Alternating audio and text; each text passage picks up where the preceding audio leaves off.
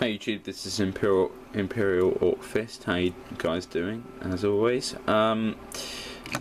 So I've now just finished my exams. So just on sort of channel note, finished my exams, and so now I'm going to have plenty more time to do videos. So I'm sorry about the videos in the past. Not that I haven't been putting several. I usually aim for about 1 or 2 a week. And I haven't been doing that over the last 3 or 4 weeks, so if you haven't noticed, great.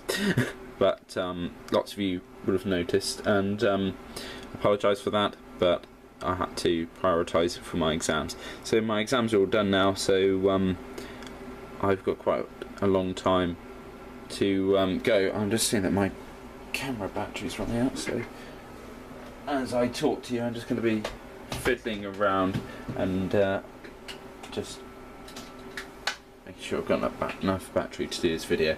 Okay, so I was going around looking at eBay because I'm actually trying to find a battle barge. Okay. These Space Marine battle barges, you'll see in my next video, one of my my next few videos about my Battlefleet Gothic and an update from that. However, yeah, so I was looking for a battle barge, and I just got a bit carried away and looked at Forge World and on eBay, and just see if there's any bargains. And I saw this.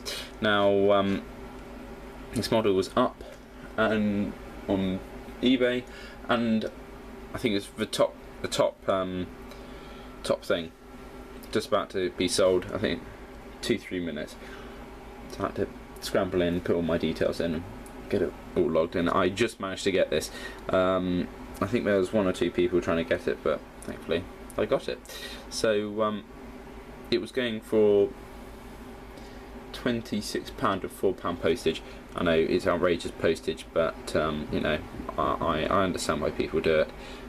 So this model overall cost me £30. So I know I made a rule that I wasn't going to buy anything until the table's done, but I just saw this and it was a wonderful model, and it must be several years old now. Yeah, I know that when I started looking at Forge World, must have been around 2008. This model was up, so it's quite an old model, and I've always wanted it because I just think it's fantastic.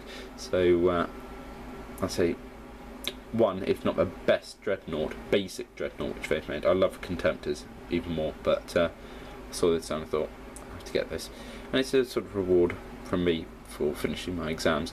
And so I picked this up. Now, lots of what you see, this model is just standing on the base normally, just bog standard Dreadnought standing on a base. I've got a killer cannon here just standing back. It's just like that, standing on a base. So I ripped off the base, and I've done bits and pieces to it, which I'll explain in a minute. It came with a close combat arm. So this is the one from Forge World. If you open sort of claw, snippy bits. And it came with an assault cannon, which I've now converted, which I'll explain what this is in a minute, and a las cannon, all Forge World. So isn't as good as for Games Workshop modern plastic, but you know.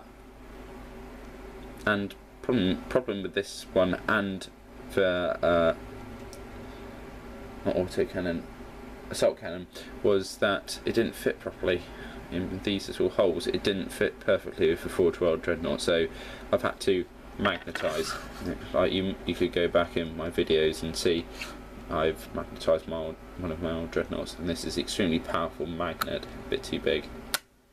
But you know, it's the only one I had around. So take off the arms to start off with. See that this one fits perfectly for some weird reason. So it was already painted, and I didn't really want to strip it because a paint isn't that heavy, and I'll just paint over it in this occasion. Right, so you'll see throughout the model I've used quite a lot of liquid green stuff. That's just to hide some cracks, and I'll just go for what I've done with the model. I pulled this leg off accidentally, but actually it was really good because I wanted to repose it, and it was quite clean break, so I just reposed slightly, so it was sort of stomping forward, and it's sort of like I positioned it in a running pose, and you'll be able to see this a lot easier when it's all painted up, which should be soon. It's got an iron halo, which I thought was really nice. But then I've modelled it so he's stampy on an orc.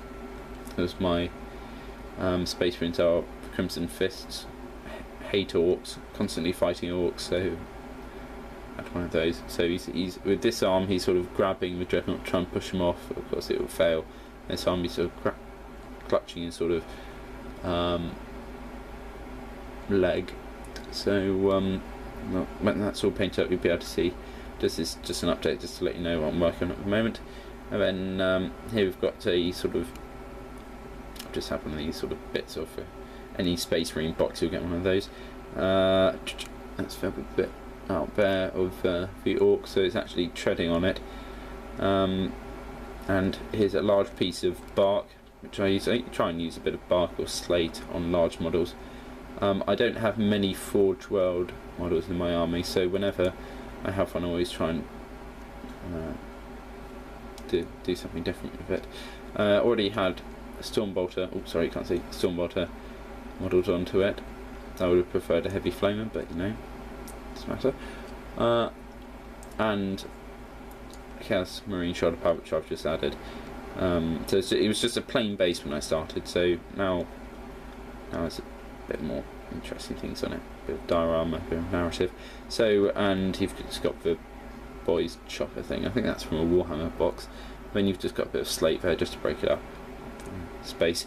Looking at the actual model itself, lots of skulls around it. Let me get a paintbrush, I'm not shoving my massive fingers in. So it's got a row of skulls, which I think is fantastic. If I just zoom you in, this is just focus. There we go. So it's got its main skull because it's a Chaplain Dreadnought. It's got a skull, helmet, painted through there. Lovely little bits there. Decorations, and you've got your 4 skulls and purity seals. And you've got like an eagle. I'll grab the base. An eagle motif sort of thing over there, and you've actually got ribs there, which I think is really good. And lots of wires to fit around with, and random version guards. You've got lots of bones and artifacts, which will be painted up nicely. So I'm not going to strip this model because it's not actually that bad. It'll just give me the basis. I may paint or spray it all black, but and you've got another purity seal there. Forge will do some fantastic Dreadnoughts, so I have to hats off to them. And just basic back, I think. One interesting bit is that it doesn't have a four-toed version. It's got three at the front. Oops, sorry, 3 at the front and 1 at the back. So sorry, that's a poor demonstration with my hand. So just zoom out a bit more. There you go. So I really do like this model. So and so just looking close at this close combat arm, just had a bit of green stuff in there. I won't be doing all this lightning effects, I don't think, or something like that. I won't be like that. Spiky opens up. I'm planning to do a large Forge World order in a month or so, so I may be getting another close combat clause when I've got a bit of options. Right, so this is a converted, I'm not sure what to call it, Flamestorm cannon, the one that Land Raider Redeemer has, which it's AP3 strength 6 or something, so it's perfect at burning heretic marines and just normal marines, which I seem to be fighting most of the time. And there will be battle reports hopefully this summer. So what I've used is paintbrush. So for this, the actual flamer part, that is from Imperial Guard Sentinel. That's the only sort of heavy flamer they do of the sort of correct size. If I was being really picky, I would have had it bigger. Not picky, I was thinking, should I use it? It could be a bit bigger. You've had just a Devastator sort of loincloth sort of thing stretched. Black Templar sort of Therafer. And this is also from Land Raider Redeem Kit. It's all just sliced up. I need to do a bit more work around there for green stuff. I'm trying to leave these bare on both arms so I can put Crimson Fist sort of transfers, and I may add some skulls or something from decals. Now it's a flat, because it's a flat area. I really do struggle with decals on Space Marine shoulder pads. I think they're awful.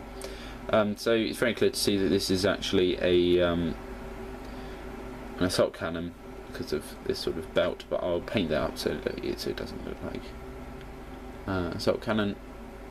Does something just so, because there is an open space here, so when you can add it to the Sentinel side. So I've had to just put something over there. They're not gonna, nobody will see that when it's all from the model. And then you've got the actual sort of fuel canisters, because you could just imagine this sort of guy walking down, I don't know, an alleyway or whatever, or battlefield, just burning heretics. So I love Chaplain, so they look a bit chaosy in my opinion, but I love them.